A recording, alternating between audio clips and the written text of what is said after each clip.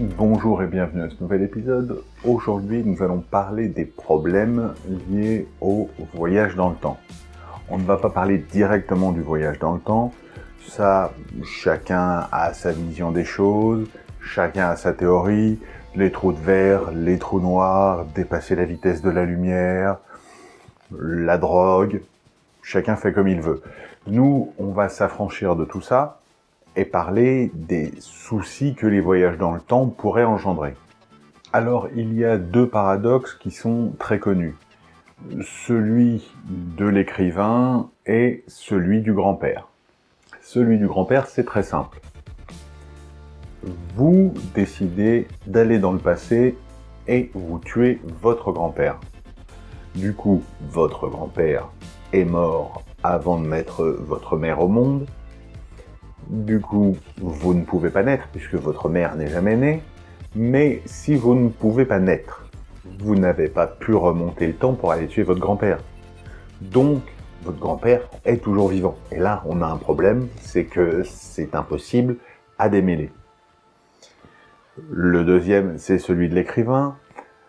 Vous écrivez un best-seller, vous avez écrit Harry Potter ou 50 nuances de Grey, et vous décidez que votre père, qui a toujours vécu dans la misère, aurait dû avoir cette chance de vivre dans le luxe, et vous décidez du coup de remonter dans le temps et de lui donner le livre. Du coup, il va le recopier et l'écrire. Mais comme il l'a écrit dans le passé, avant que vous l'écriviez, qui l'a vraiment écrit, c'est lui ou c'est vous, puisqu'il l'a écrit avant vous? Et puis, il faut penser à l'agencement chaotique de l'histoire, disons ça comme ça. Je vous donne un exemple. Imaginons qu'on décide de faire quelque chose d'utile. Remonter dans le temps et aller tuer quelqu'un qui aurait fait beaucoup de victimes, par exemple. Eh bien, peut-être que cela vous empêchera de naître. Je m'explique. Vous avez tué Adolphe avant qu'il n'arrive au pouvoir. Du coup, pas de guerre mondiale. Du coup, pas de libération. Et peut-être que votre arrière-grand-père, à la libération, était tellement content que pour fêter ça, il s'est saoulé. Et il a passé une nuit avec une fille qu'il n'aurait jamais approchée le reste du temps. Mais finalement, ils sont restés bons amis. Et 10 ans plus tard, il a épousé la meilleure amie de cette fille. Et a fait des enfants, qui ont fait des enfants, et qui vous ont donné naissance. Mais, s'il n'y a pas la guerre, il ne va pas coucher avec cette fille parce qu'il ne sera pas saoul ce soir-là, et du coup, il ne rencontrera pas votre arrière-grand-mère, et vous ne naîtrez jamais.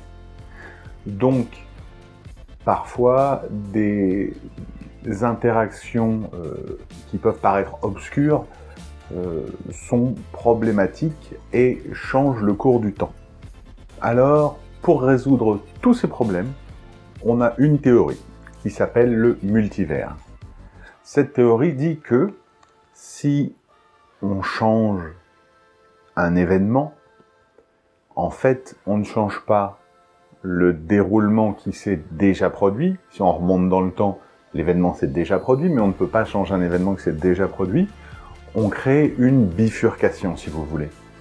Et dans un univers, l'événement se produit normalement, et dans l'autre, vous l'avez changé. Et d'ailleurs, on pourrait penser qu'à chaque fois que vous faites un choix, le matin, eh bien, à chaque fois, un nouvel univers se crée, un nouvel embranchement se crée, et ça crée du coup une espèce d'infinité d'univers qui sont créés par les choix de tout le monde au jour le jour. On ne va pas parler physique quantique dans cette vidéo, mais cette théorie du multivers colle assez bien avec pas mal d'hypothèses posées par les physiciens quantiques, et j'avoue que ça colle plutôt pas mal avec la façon dont moi, avec mes modestes moyens, je comprends la physique quantique. On pourrait développer pendant longtemps sur le sujet, sur les liens de causalité. Par exemple, il y a une scène que j'aime beaucoup dans Matrix, qu'on a tous vu quasiment, qui est totalement anodine, que les gens n'ont pas remarqué, mais qui, moi, m'intéresse beaucoup. c'est quand Neo va voir l'oracle pour la première fois et qu'elle lui dit « Ne t'en fais pas pour le vase ». Et il se tourne et fait tomber le vase et il se casse. Et comme elle lui dit, la question c'est de savoir s'il ne l'aurait pas cassé si elle ne lui avait pas dit. La prédestination et les liens de causalité sont des notions hyper importantes si on veut essayer d'appréhender ce que seraient les conséquences du voyage dans le temps. Et ça, pour un esprit humain, c'est très compliqué.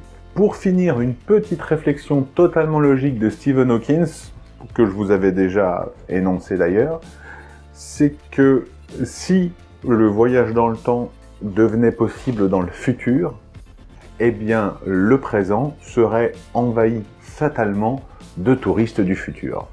Comme ça n'est pas le cas, c'est donc que ça n'est pas possible. Voilà, c'est tout pour cette petite vidéo que j'avais faite comme ça en improvisation, hein, elle n'a pas été écrite, parce que j'ai vu 2-3 films sur le voyage dans le temps récemment, et que du coup, ça m'a donné envie de parler un peu de ces conséquences qui sont généralement survolées, parce que c'est un peu plus simple pour le scénar d'en zapper quelques-unes. Il ne me reste plus qu'à vous dire à très bientôt pour une nouvelle vidéo sur la chaîne.